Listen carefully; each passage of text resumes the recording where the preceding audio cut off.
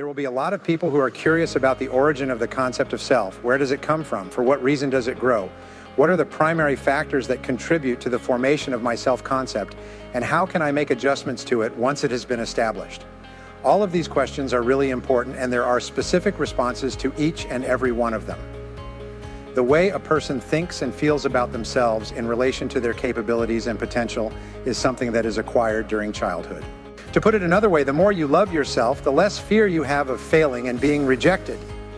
There is a correlation between having a greater level of self-esteem and having less anxieties and concerns. Your willingness to take risks and persevere through the inevitable setbacks, hurdles, and failures that may present themselves is directly proportional to the degree to which you value yourself. Your level of self-love will determine the degree to which you are concerned about the approval or disapproval of other people. Your own route is the one you choose. There are two characteristics that are inherent to you from the moment you are born into this planet. First and foremost, you are completely fearless in every situation.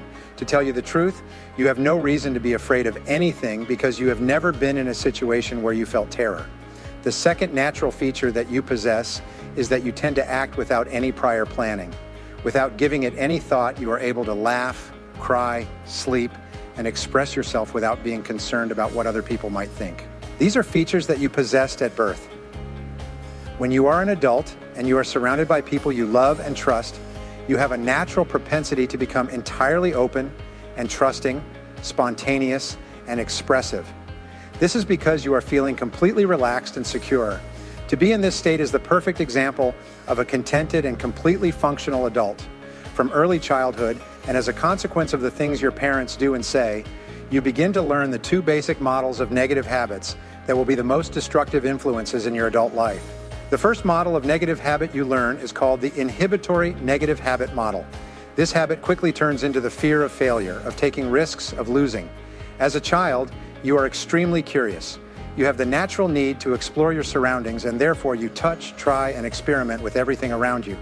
But often your parents overreact to this behavior, prohibiting you. No, stay away. Don't touch that. Leave it. When your parents get angry about your natural desire to explore the world and your environment, you can't understand that it's because they fear for your safety. Instead, as a child, you respond with the idea that every time I try, test, or touch something new or different, my mother or father gets angry with me. It must be because I am incapable and incompetent. It must be because I am not good. It must be because I cannot do it. The fear of failing stems from the feeling that I can't do it, which is the origin of the anxiety. If you are constantly discouraged or penalized for trying new things when you are a child, you will eventually develop a fear of expanding your horizons and trying new things. The terror that you have will follow you into your teenage years and into adulthood. If you are an adult and you are considering doing anything that is novel or different, or something that entails some degree of risk or uncertainty, your initial response will be, I am unable to complete this. As soon as you utter these words, you will quickly begin to contemplate all of the factors that contribute to the fact that you are unable to achieve that particular goal. You will ponder and talk about failure rather than victory. This will be your mentality. You will be mindful of your insecurities as well as the potential issues that could arise. It is likely that you will have already distanced yourself from the new experience before you even attempt it. During his presentation, Napoleon Hill, the author of Think and Grow Rich, Sound Wisdom 2016, asked his audience the following question. On average, how many times does a person try something new before giving up on the idea? After a number of responses, he finally provided the answer that was correct, fewer than once. He was referring to the fact that individuals give up before they even make an attempt. As soon as a new goal comes to mind, the majority of individuals immediately answer with the words, I can't, and then begin to think about all the reasons why they are unable to achieve it. This is occurring despite the fact that they want to improve their lives, increase their income, and accomplish more than they are already doing currently. If you want to be happier and more successful, the most important habit you can establish is the practice of believing and repeating to yourself, I can do anything I set my mind to. This is the habit that will bring you the most happiness and success. The phrase, I can do it, is the most powerful phrase that you need to say again and over again in order to conquer the fear of failing and to neutralize the fear of failing. The words, you can do anything you set your mind to, are among the most heartfelt expressions that a parent may say to their child, in addition to the phrases, I love you. The impact that the words "you can do it" spoken by another person, whether it be a parent, a relative, or a friend, can have on a person's life is extraordinary and frequently takes one by surprise. The second model of negative habit we learn is the compulsive negative habit model. This manifests as the fear of rejection or criticism. We are all sensitive to the opinions of others, especially the responses and reactions of our parents when we are growing up. Parents often take advantage of their children's need to please them by controlling and manipulating them. Parents give their approval and support or take it away based on the child's behavior at any given moment. When the child does or says something that the parents don't like, they immediately disapprove and criticize. Since parental support and approval are like a psychological lifeline for the child's emotional health, the child immediately moves away from that behavior to regain their parents' love and approval. Parents quickly fall into the habit of manipulating the child with the carrot and stick tactic. They alternate between approval and disapproval, praise and criticism to control and manipulate the child's behavior. Because you are still a child, you are not old enough to comprehend what is taking place. You are just aware of the fact that the affection and approval of your parents are essential to your overall health and happiness. They hold the promise of restoring your mental well-being. This teaches you that if I want us to get along, I need to pay attention to what they have to say. Beginning when you are a child, you begin to evaluate and adjust your actions in order to gain the approval of your parents and to avoid their displeasure. You notice that as you get older, you become more sensitive to the acceptance or disapproval of other people, including members of your family, friends, and co-workers. The child is unable to comprehend the mentality that underlies their parents' behavior. Every time I do something that my mother or father doesn't like, they stop loving me. The child simply thinks to themselves without any further explanation. Because of this, I am obligated to give them whatever it is that brings them joy at all times. All I can do is do what they want me to do. If I want to feel protected, I have no choice than to comply with their demands. It is common for people to convey their worries by saying something like, "I have to do it." An adult who was subjected to disapproval and destructive criticism as a child will be hypersensitive to the attitudes and opinions of others.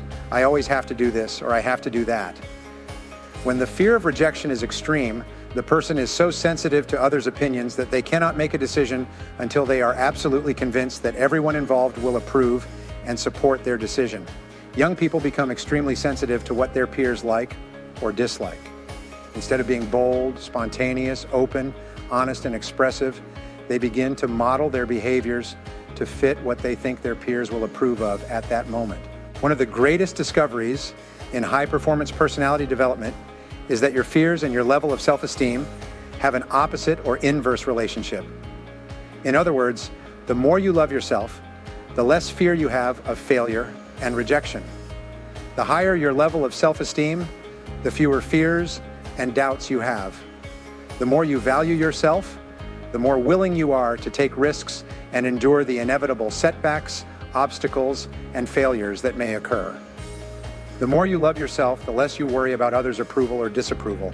You follow your own path. We have indicated in the past that the most effective method for boosting one's self-esteem and self-confidence, as well as overcoming the worries that stem from one's childhood, is to repeatedly repeat the phrase, "I love myself."